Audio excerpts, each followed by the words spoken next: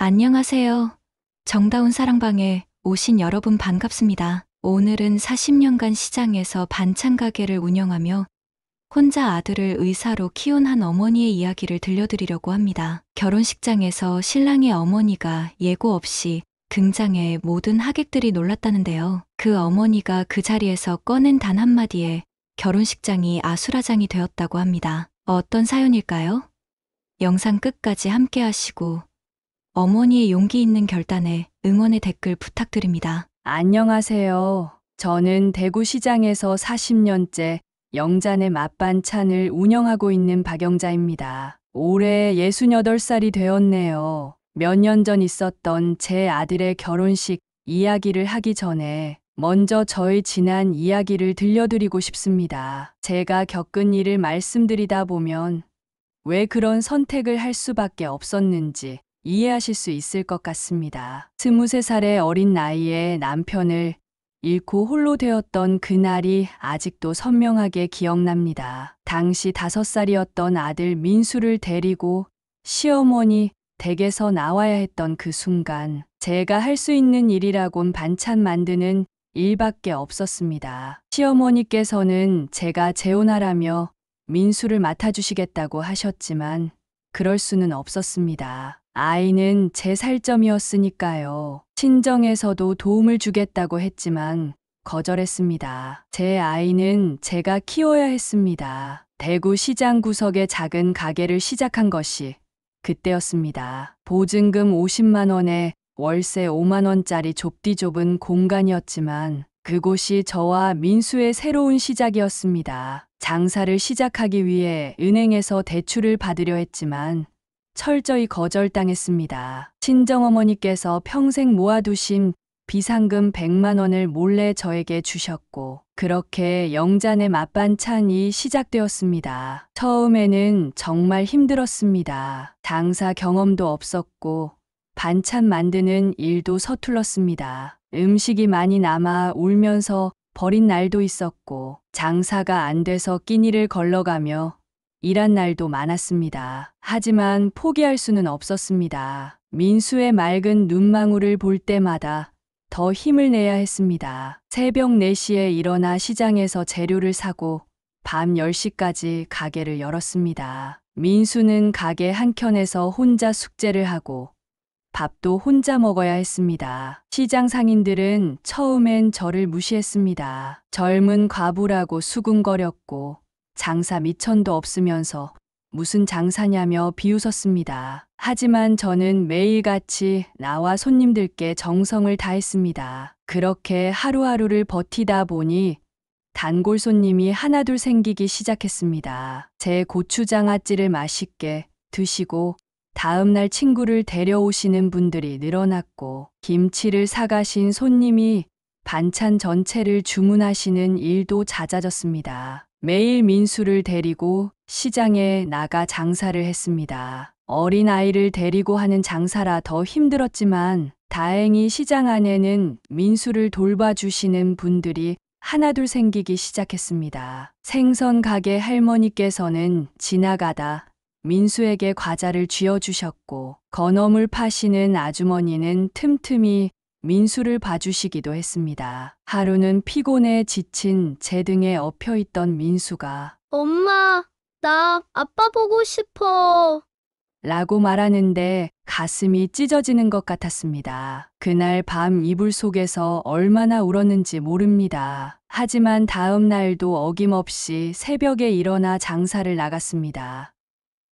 장사가 조금씩 자리를 잡으면서 민수의 교육비와 생활비를 맞추기가 한결 수월해졌습니다. 초등학교에 입학한 민수를 위해 학용품을 사줄 때는 얼마나 가슴이 벅찼는지 모릅니다. 아이의 책가방을 메어주면서 이제 우리 아들 학생이구나 하는 생각에 눈물이 났습니다. 민수는 공부를 참 잘했습니다. 선생님께서는 민수가 반에서 1등이라고 하셨습니다. 하지만 참관 수업이나 운동회에는 한 번도 가보지 못했습니다. 가게를 하루라도 쉬면 그날 벌이를 못하니까요. 민수는 한 번도 서운하다는 내색을 하지 않았지만 그때마다 민수에게 너무 미안해했습니다. 겨울이면 손이 트고 갈라져 피가 났습니다. 찬물에 김치를 담그고 양념을 버무리다 보면 손바닥이 다 헐었습니다. 하지만 연고를 바를 새도 없이 일했습니다. 여름이면 땀으로 옷이 다 젖었습니다. 에어컨도 없는 좁은 가게에서 하루 종일 불 앞에 서서 일하다 보면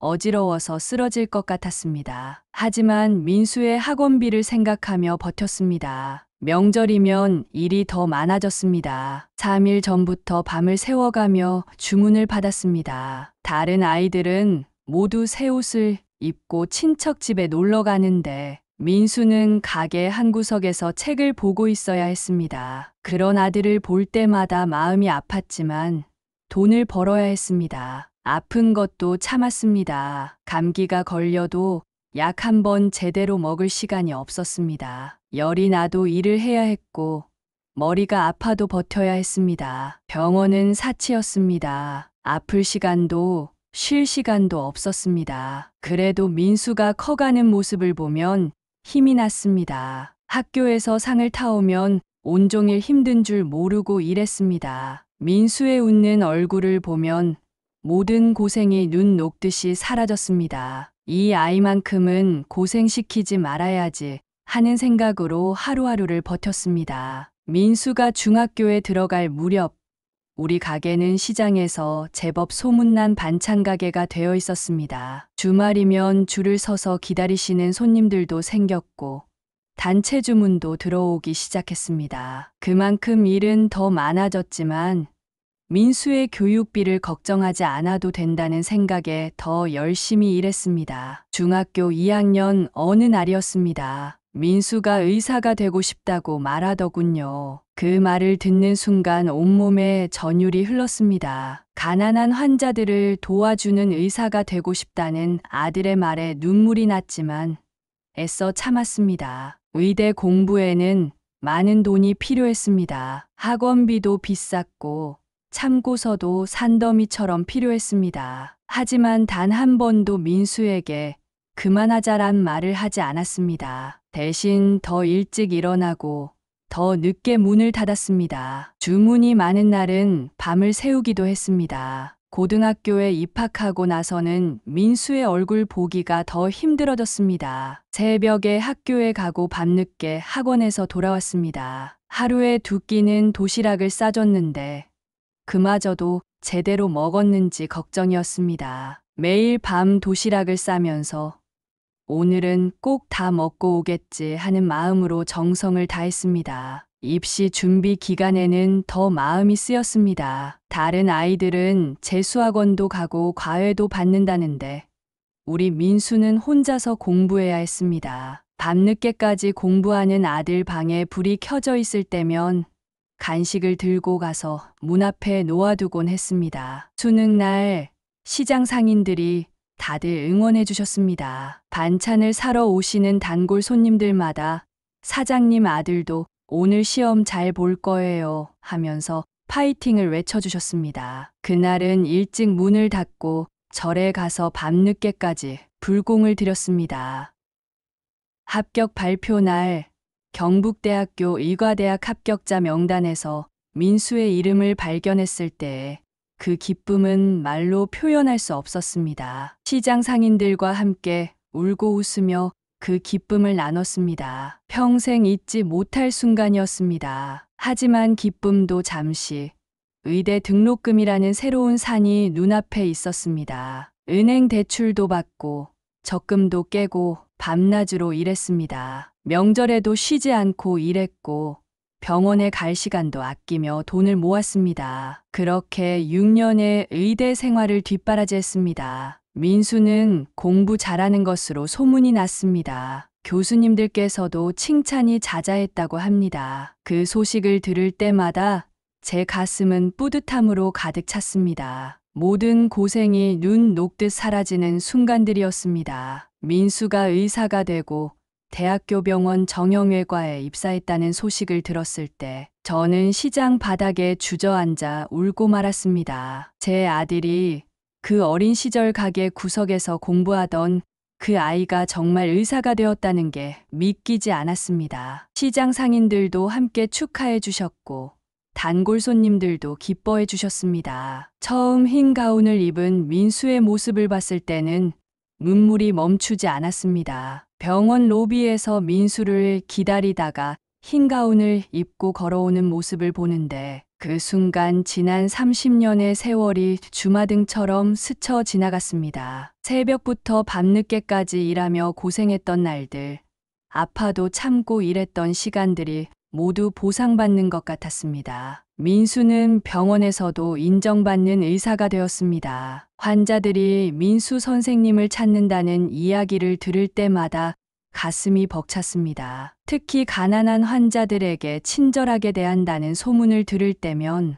그동안의 고생이 모두 값진 것이었다고 느꼈습니다. 몇 년 뒤 민수는 정형외과 과장으로 승진했습니다. 승진 소식을 들었을 때 시장에서 떡을 돌렸습니다. 30년 넘게 저를 지켜봐 주신 시장 상인들과 단골 손님들 모두 제 자식처럼 기뻐해 주셨습니다. 하지만 과장이 된 후로는 민수를 보기가 더 힘들어졌습니다. 수술 일정이 많다며 바쁘다고 했고 학회에 간다며 해외로 나가는 일도 잦아졌습니다. 저는 그저 아들이 잘 되는 것만 보면 된다고 생각했습니다. 가끔 전화로 목소리라도 들을 수 있으면 그걸로 만족했습니다. 명절에도 병원 당직이 있다며 오지 못할 때가 많았습니다. 처음에는 서운했지만 곧 이해하려 했습니다. 환자들을 돌봐야 하는 의사니까 그러려니 했습니다. 대신 제가 병원으로 찾아가 도시락을 전해주곤 했습니다. 그마저도 바빠서 만나주지 못할 때가 많았지만 그래도 전해주고 오면 마음이 편했습니다. 민수는 돈을 많이 벌게 되었다며 제게 용돈을 주려고도 했습니다. 하지만 저는 받지 않았습니다. 대신 그 돈으로 어려운 환자들을 도와주라고 했습니다. 그게 제가 바라던 의사의 모습이었으니까요. 가게는 계속했습니다. 이제는 돈이 필요해서가 아니라 제 인생이 되어버렸기 때문입니다. 40년 가까이 해온 일을 그만둘 수는 없었습니다. 단골 손님들과의 정도 있었고 시장은 이미 제 삶의 터전이 되어 있었습니다. 민수는 가끔 가게를 그만두라고 했지만 저는 거절했습니다. 이 가게가 있었기에 민수가 의사가 될 수 있었고 이 가게에서의 추억이 있었기에 지금의 우리가 있는 것이니까요. 그렇게 저는 여전히 새벽 시장에서 하루를 시작했습니다. 어느 날 민수가 갑자기 제게 찾아왔습니다. 평소에도 바빠서 잘 오지 않던 아이가 퇴근 후에 가게에 들른 것입니다. 처음에는 무슨 일인가 걱정도 되었습니다. 하지만 민수는 제게 결혼하고 싶다는 말을 꺼냈습니다. 그 순간 가슴이 떨렸습니다. 40년을 키운 아들이 이제 누군가의 신랑이 된다는 생각에 눈물이 났지만 애써 참았습니다. 어떤 분의 따님인지 어떻게 만났는지 물어보고 싶었지만 민수는 자세한 이야기는 하지 않았습니다. 그저 결혼하겠다는 말만 하고는 바쁘다며 서둘러 일어섰습니다. 설렘과 걱정이 교차했습니다. 예비 며느리는 어떤 아이일까? 우리 민수를 잘 이해해 줄 수 있을까 하는 생각이 들었습니다. 시장에서 일하는 시어머니를 부끄러워하지는 않을까 걱정도 되었습니다. 그날 이후로 매일 아침 더 일찍 일어나 민수의 결혼이 잘 성사되기를, 좋은 인연이기를 기도했습니다. 단골 손님들께도 아들이 결혼한다는 소식을 전했고 다들 축하해 주셨습니다. 시장 안에서도 분주해졌습니다. 예비 며느리에게 줄 선물을 고르기 시작했습니다. 상견례 날짜를 기다리며 옷도 새로 맞췄습니다. 40년 만에 처음으로 제 옷을 맞춰 입어봤습니다. 머리도 단정하게 하고 손톱도 깔끔하게 다듬었습니다. 시장에서 일하는 어머니라고 무시당하지 않도록 최선을 다해 단장했습니다. 하지만 며칠이 지나도 몇 주가 지나도 상견례 이야기는 나오지 않았습니다. 전화를 해도 민수는 바쁘다며 짧게 전화를 끊었고 가게에도 찾아오지 않았습니다. 안한 마음이 들기 시작했지만 저는 그저 바쁜가 보다 하며 기다렸습니다. 매일 밤 이불 속에서 예비 며느리를 생각하며 미소 지었습니다. 어떤 음식을 좋아할까? 어떤 성격일까? 우리 민수를 얼마나 사랑하고 있을까? 그런 생각을 하다 보면 설레는 마음에 잠도 오지 않았습니다. 시장 상인들은 제가 며느리를 본 것처럼 이야기했지만 사실 저는 아무것도 모르는 상태였습니다. 그래도 부끄러워서 그저 웃으며 넘겼습니다. 아들을 믿었기에 때가 되면 자연스럽게 이야기해 주리라 생각했습니다. 매일매일이 기다림의 연속이었습니다. 아침에 일어나면 오늘은 민수한테 연락이 올까 하는 기대로 가슴이 부풀었고, 밤이 되면 또 하루가 지나갔다는 서운함에 한숨을 쉬었습니다. 하지만 민수에게서는 아무런 연락이 없었습니다. 가게에 오는 단골 손님들은 하나같이 결혼 준비는 어떻게 되어 가냐고 물으셨습니다. 저는 그저 웃으면서 아직 바빠서요 라는 말로 둘러댔습니다. 하지만 속으로는 불안했습니다. 다른 어머니들은 다들 며느리감과 만나고 상견례도 하고 결혼 준비도 한다는데 저는 아무것도 할 수 없었습니다. 예비 며느리의 얼굴 한 번 보지 못하고 상견례는커녕 이름조차 모르는 상황이 너무나 답답했습니다. 시장에서 장사하면서도 정신이 없었습니다. 혹시 민수가 들르지 않을까 하는 마음에 자꾸 가게 문만 바라보았습니다. 하루에도 수십 번씩 핸드폰을 확인했지만 민수에게서는 아무런 연락이 없었습니다. 가끔은 병원에 도시락을 가져다 주려고 했습니다. 하지만 민수는 항상 바쁘다며 만나주지 않았습니다. 간호사들을 통해 도시락만 전해주고 돌아설 때면 목이 메어 울음이 나왔습니다. 내 아들이 이렇게 멀어져 가는 것 같아 가슴이 아팠습니다. 시장 상인들은 저를 위로해 주셨습니다. 요즘 젊은 사람들은 다 그래요.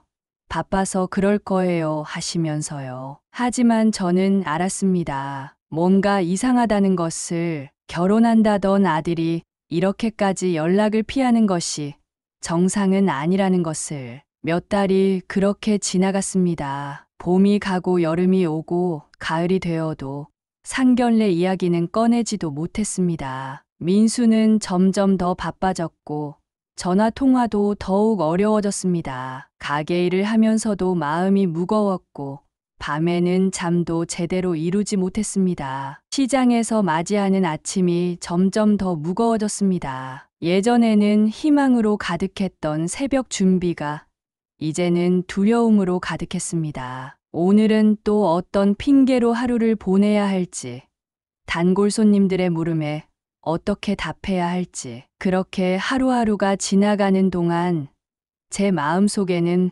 불안감이 점점 커져갔습니다. 무언가 큰 일이 일어날 것 같은 예감이 들었지만 그게 무엇인지는 알 수 없었습니다. 그날도 평소처럼 새벽 4시에 일어나 가게 준비를 하고 있었습니다. 25년째 단골이신 법원장 사모님과 법원장님께서 가게를 찾아오셨습니다. 평소와 다르게 두 분 다 정장 차림이셨고 얼굴에는 기쁨이 가득했습니다. 처음에는 그저 평범한 방문이라 생각했습니다. 하지만 사모님께서 예쁜 봉투를 꺼내시더니 딸아이가 곧 결혼한다며 청첩장을 건네주셨습니다. 25년 동안 정을 나눈 손님이셨기에 저는 진심으로 기뻤습니다. 사모님께서는 저에게 딸 결혼식 이바지 음식을 해달라고 부탁하셨습니다. 제 음식을 그렇게 신뢰해 주시는 것이 감사했습니다. 얼마나 예쁜 따님이길래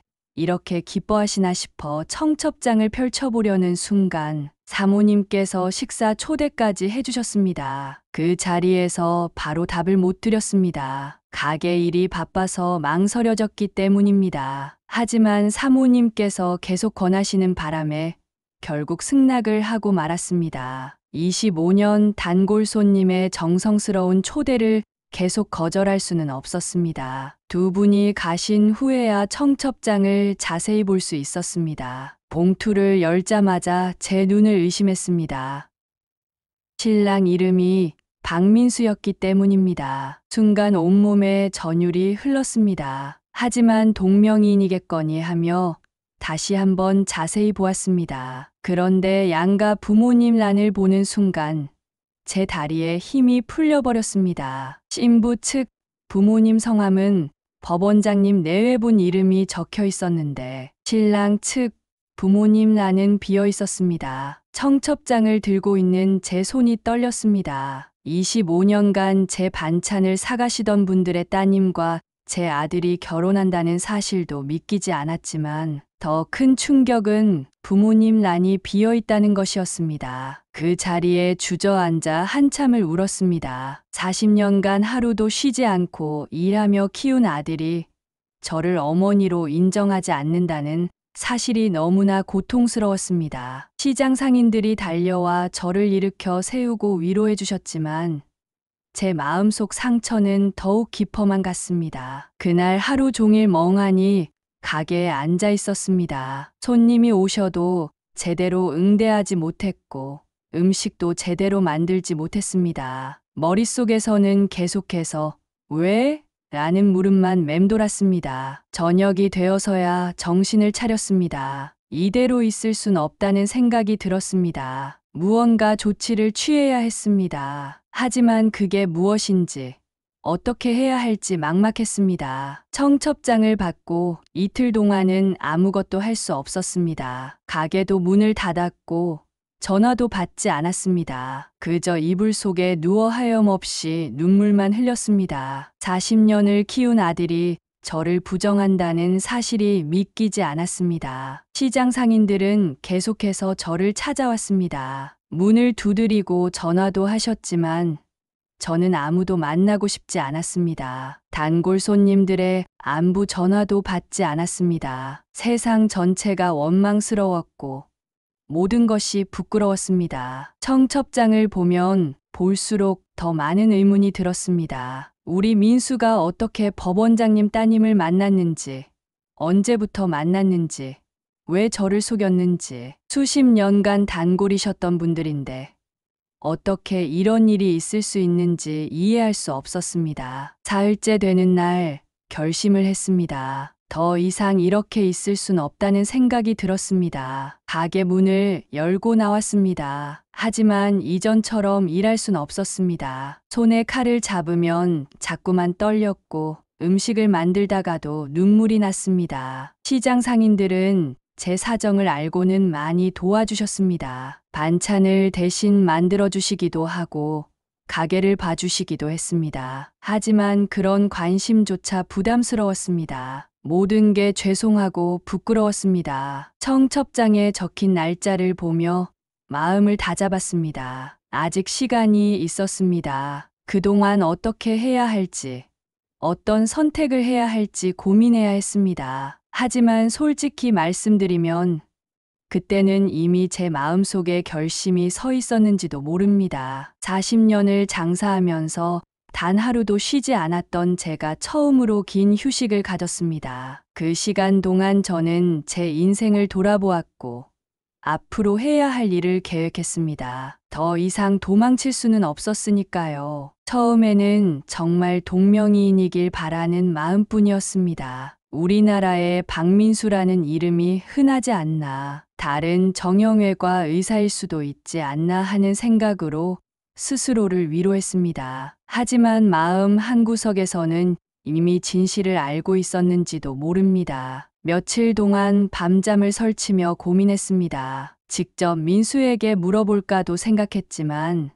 차마 그럴 용기가 나지 않았습니다. 혹시라도 제 예감이 맞다면 그 대답을 감당할 자신이 없었기 때문입니다. 시장 상인들의 도움을 받아 조금씩 알아보기 시작했습니다. 건어물 가게 아들이 경북대병원에서 일한다기에 조심스레 물어보았고, 채소 가게 딸이 간호사라해서 수소문도 해보았습니다. 처음에는 별로 내키지 않았습니다. 남의 도움을 받아 내 아들의 결혼 소식을 알아본다는 게 너무나 서글펐기 때문입니다. 하지만 달리 방법이 없었습니다. 제가 할 수 있는 것이라고는 이것밖에 없었습니다. 일주일 정도 지나자 조금씩 사실들이 밝혀지기 시작했습니다.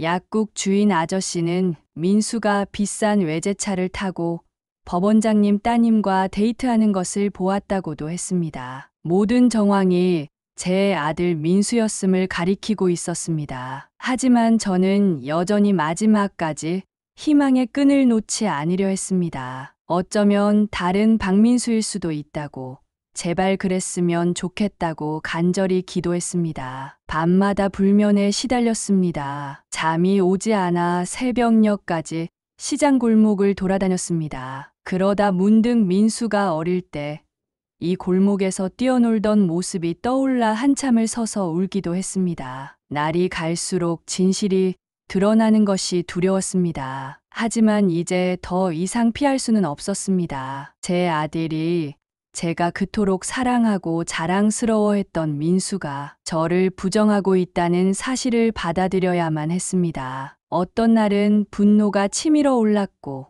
어떤 날은 서러움에 한없이 눈물만 흘렀습니다. 결국 모든 사실이 밝혀졌습니다. 시장 입구에서 약국을 하시는 약사님이 따님을 통해 알려주셨습니다. 민수는 자신이 고아라고 속이고 있었던 것입니다. 그것도 2년 전부터 계획적으로 말입니다. 병원 직원들에게도 법원장님 댁에도 부모님이 일찍 돌아가셨다고 했다고 합니다. 심지어 어린 시절 고아원에서 자랐다는 거짓말까지 했다고 합니다. 이 이야기를 들었을 때 제 심장이 멎는 것만 같았습니다. 더 큰 충격은 그 뒤에 있었습니다. 민수는 자신이 의사가 된 것도 모두 혼자 힘으로 이룬 것이라고 말했다고 합니다. 장학금을 받아서 공부했고 아르바이트로 학비를 벌었다는 이야기를 퍼뜨렸다는 것입니다. 제가 새벽부터 밤까지 반찬을 만들어 번 돈으로 등록금을 내고 학원비를 대고 생활비를 보탰던 시간들이 모두 부정당했습니다. 40년간의 희생이 한순간에 거짓말이 되어버렸습니다. 민수는 법원장님 댁에 자주 드나들면서 철저히 계획을 세웠다고 합니다. 자신의 출신을 숨기고 새로운 이야기를 만들어냈습니다. 제가 25년간 정성껏 반찬을 만들어드린 법원장님 내외분께도 거짓말을 한 것입니다. 이 사실을 알게 된 후 며칠 동안은 제대로 된 음식을 만들 수가 없었습니다. 손이 떨려서 칼질을 할 수가 없었고 눈물 때문에 간도 제대로 맞출 수 없었습니다. 40년 장사하면서 처음으로 음식이 제 맘대로 되지 않았습니다. 밤마다 악몽에 시달렸습니다. 꿈에서는 어린 민수가 나타나 엄마, 나 의사 될 거야 라고 말하는데 깨고 나면 그게 더 큰 악몽처럼 느껴졌습니다. 세상의 모든 것이 거짓말 같았고 제 존재 자체가 부정당한 것 같았습니다. 하루는 민수의 어린 시절 사진을 꺼내보았습니다. 시장 안에서 뛰어놀던 모습, 가게 한 구석에서 공부하던 모습, 의대 합격 소식을 듣고 기뻐하던 모습, 그 사진들을 보며 밤새 울었습니다. 제가 잘못 키운 걸까요? 제가 뭘 잘못한 걸까요? 이제는 더 이상 참을 수가 없었습니다. 40년이라는 세월이 한순간에 뒤틀려 버린 것 같았습니다. 제가 평생 모은 돈으로 산 아파트도 차도 모두 거짓말로 얻은 것이었습니다. 모든 게 저를 부정하기 위한 치밀한 계획이었다는 사실에 치가 떨렸습니다. 처음으로 시장 상인들에게 모든 이야기를 털어놓았습니다. 40년 동안 한 번도 하지 않았던 일이었습니다. 그동안은 늘 웃으면서 우리 아들 잘 지내요라고만 했었는데 이제는 더 이상 감출 수가 없었습니다. 이야기를 들은 상인들은 모두 충격에 빠졌습니다. 밤이면 가게 안에 혼자 앉아 술을 마셨습니다. 평생 단 한 번도 술을 마시지 않았던 제가 처음으로 소주를 마셨습니다. 한 병, 두 병, 취할 때까지 마셨습니다. 취해서 울었고 울면서 또 마셨습니다. 친정어머니께 전화를 드렸습니다. 90이 넘은 연세에도 제 이야기를 들으시고는 한참을 우셨습니다. 그래도 네가 키운 자식인데 하시면서 눈물을 흘리시는데 그 말씀이 저를 더 아프게 했습니다. 시장 골목을 걸으면서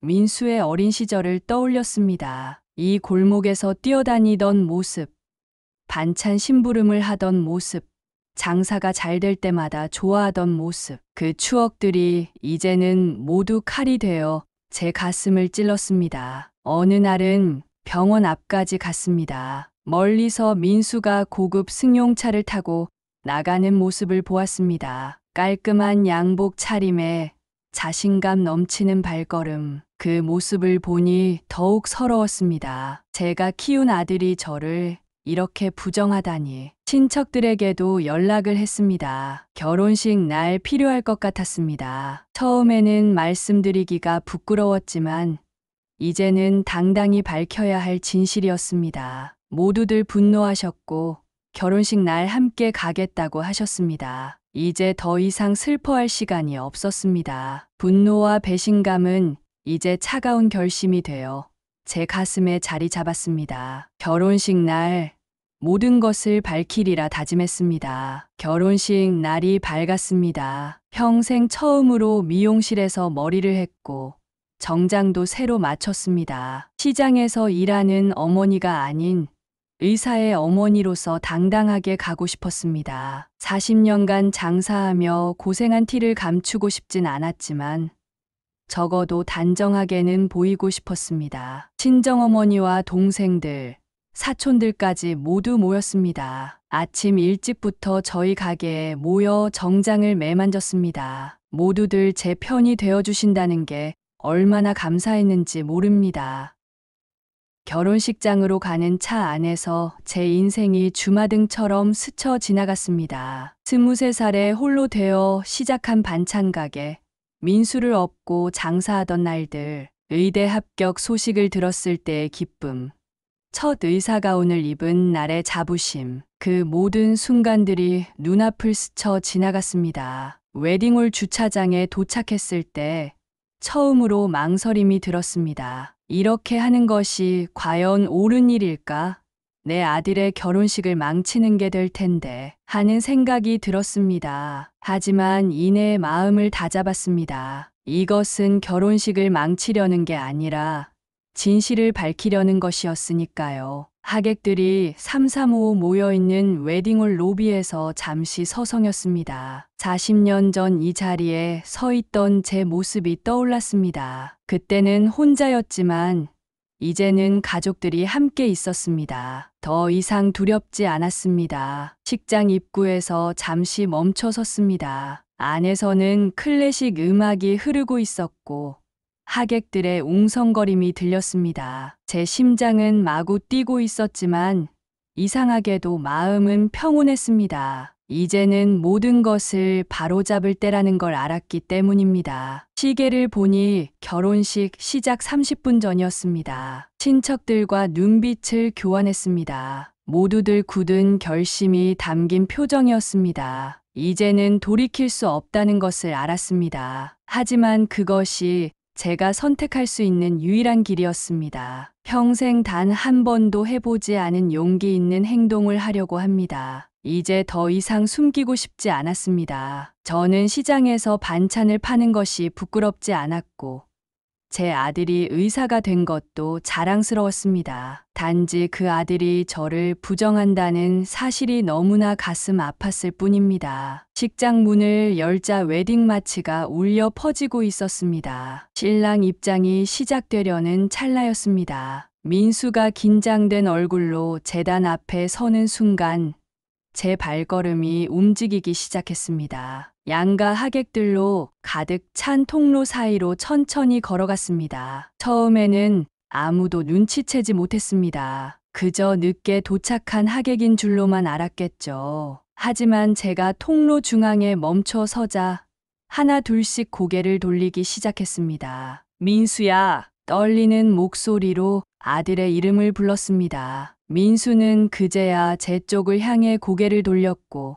그 순간 핏기가 가신 얼굴로 굳어버렸습니다. 양가 하객들의 시선이 저와 민수 사이를 오갔습니다. 법원장님, 내외분이 의아한 표정으로 저를 바라보셨습니다. 25년간 반찬을 사가시던 그 표정이 지금은 낯선 사람을 보는 듯 했습니다. 하나뿐인 아들 결혼식인데 왜 엄마를 부르지 않았니? 40년간 참아온 감정이 한 줄기 눈물과 함께 흘러나왔습니다. 순간 웨딩홀이 정적에 빠졌습니다. 웨딩 마치는 여전히 흐르고 있었지만 그 음악마저 어색하게 느껴졌습니다. 제 뒤로는 친정어머니와 친척들이 들어섰고 복도에서는 시장 상인들이 하나 둘 모습을 드러냈습니다. 민수는 창백한 얼굴로 계단을 한 발짝 내려왔습니다. 어머니, 어떻게 알고 오셨어요? 그의 떨리는 목소리가 웨딩홀 안을 울렸습니다. 예비 신부 측 친척들 사이에서 술렁임이 일어났고 법원장님과 사모님께서 놀란 표정으로 달려오셨습니다. 25년간 단골이셨던 분들이었기에 저를 알아보시는 데는 오래 걸리지 않았습니다. 사모님의 얼굴이 하얗게 변했고 법원장님은 말을 잃으셨습니다. 그 자리에서 모든 이야기를 했습니다. 40년간 반찬을 팔아 의대를 보낸 이야기, 그리고 제 아들이 저를 부정하고 고아라고 속인 이야기까지 모든 것을 털어놓았습니다. 식장은 순식간에 아수라장이 되었습니다. 하객들의 놀란 표정, 수군거림, 그리고 민수의 창백한 얼굴, 모든 것이 뒤섞여 있었습니다. 하지만 저는 이제 더 이상 숨기고 싶지 않았습니다. 예비 시댁 어른들의 반응은 제가 예상했던 것보다 더 격앙되어 있었습니다. 법원장님께서는 25년간 당신의 집에 반찬을 납품했던 제가 알고 보니 사위될 사람의 어머니였다는 사실에 큰 충격을 받으신 것 같았습니다. 특히 법원장님 내외분께서는 민수가 고아라고 속인 것에 대해 크게 분노하셨습니다. 25년간 쌓아온 신뢰관계가 있었는데 그 신뢰를 배신당했다는 생각에 더욱 실망하신 것 같았습니다. 사모님께서는 그 자리에서 바로 딸에게 다가가셨습니다. 저는 그 모습을 지켜보며 가슴이 미어졌습니다. 제가 이렇게까지 했어야 했나 하는 후회도 들었지만 이미 돌이킬 수는 없었습니다. 하객들은 모두 술렁이고 있었고 웨딩홀은 순식간에 혼돈 속에 빠져들었습니다. 축하하러 왔던 사람들의 얼굴에는 당혹감이 가득했고 웨딩 마치 대신 놀란 탄식 소리만 가득했습니다. 법원장님 가족들이 급히 회의를 하시는 동안 저는 그저 그 자리에 서 있었습니다. 민수는 여전히 아무 말도 하지 못한 채 창백한 얼굴로 서 있었고 예비 신부는 울음을 터뜨린 채 대기실로 들어가 버렸습니다. 그리고 얼마 후 법원장님께서 직접 하객들 앞에서 선언하셨습니다. 이런 상황에서는 결혼식을 진행할 수 없다고, 신랑 측의 거짓말과 기만으로 인해 혼사를 파기한다고. 그 순간 웨딩홀은 완전한 침묵에 빠졌습니다. 하객들은 하나 둘 자리를 떠나기 시작했고 축하 화환으로 가득했던 웨딩홀은 순식간에 썰렁해졌습니다. 예비 시댁 친척들은 분노한 목소리로 민수를 비난했고 민수의 동료들은 당황한 표정으로 서둘러 자리를 피했습니다. 제 가슴 한켠에서는 죄책감이 들었습니다. 내 아들의 결혼식을 이렇게 망쳐버린 것이 과연 옳은 일이었을까 하는 생각이 들었습니다. 하지만 다른 한편으로는 이것이 진실을 위해 필요한 일이었다고 생각했습니다. 하객들이 모두 빠져나간 웨딩홀에서 민수는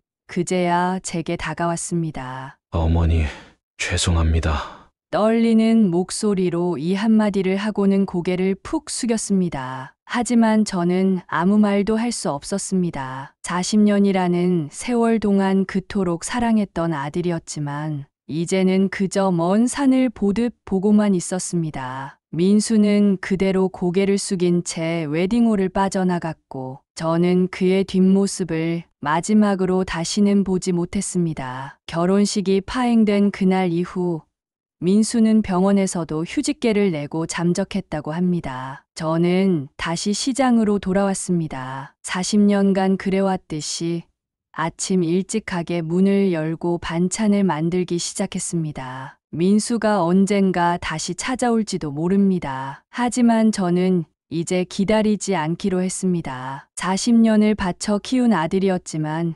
이제는 저 역시 제 인생을 살아가야 했습니다. 처음 몇 달은 정말 힘들었습니다. 밤마다 악몽에 시달렸고 새벽에 울면서 깨기를 반복했습니다. 가게에 와서도 멍하니 앉아있기만 할 때가 많았죠. 하지만 시장 상인들이 저를 일으켜 세워주셨습니다. 생선가게 할머니께서는 매일 아침 제게 커피를 타주시며 이야기를 들어주셨고, 채소 파시는 아저씨는 손님인 척 와서 반찬을 사가셨습니다. 떡집 아주머니는 제가 밥을 걸으면 직접 떡을 해오셔서 먹이셨죠. 40년 동안 장사하면서 쌓은 인연들이 이렇게 소중할 줄 몰랐습니다. 어느 날은 오랫동안 못 보였던 단골 손님이 찾아오셨습니다. 영자 씨, 힘내요. 우리가 있잖아요.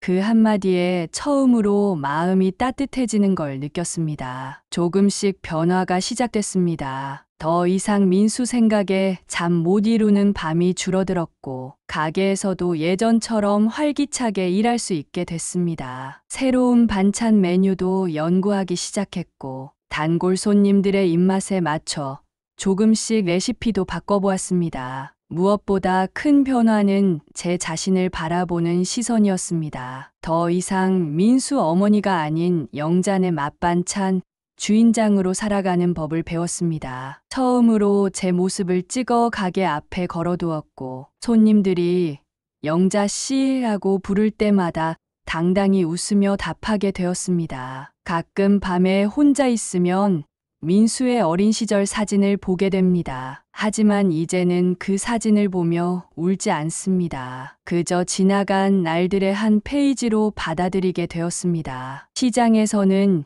여전히 장사가 잘 됩니다. 이제는 매일 아침 거울을 보며 제 자신에게 말합니다. 박영자 씨, 오늘도 힘내세요. 더 이상 누군가의 어머니가 아닌 그저 반찬가게 주인 박영자로서의 삶이 시작된 것입니다. 그리고 이런 삶도 충분히 행복하다는 것을 알게 되었습니다. 민수의 업보는 결국 본인의 몫이 되었습니다. 하지만 저는 이제 그것조차 제 몫이 아니라는 것을 알았습니다. 각자의 인생은 각자의 몫이니까요. 저는 이제 제 몫의 행복을 찾아가는 중입니다. 오늘 정다운 사랑방의 이야기는 어떠셨나요? 40년간 아들을 위해 희생한 어머니가 그 희생을 부정당했을 때의 그 상처는 이루 말할 수 없을 겁니다. 하지만 그녀는 더 이상 숨지 않고 진실을 밝혀냈습니다. 가끔은 숨기고 싶은 진실을 마주하는 일이 고통스럽지만 그 순간에 진짜 용기가 필요하지 않나 싶습니다. 여러분의 따뜻한 응원과 위로의 댓글을 남겨주세요. 구독과 좋아요도 잊지 마시고요. 다음에도 감동과 교훈이 있는 이야기로 찾아뵙겠습니다.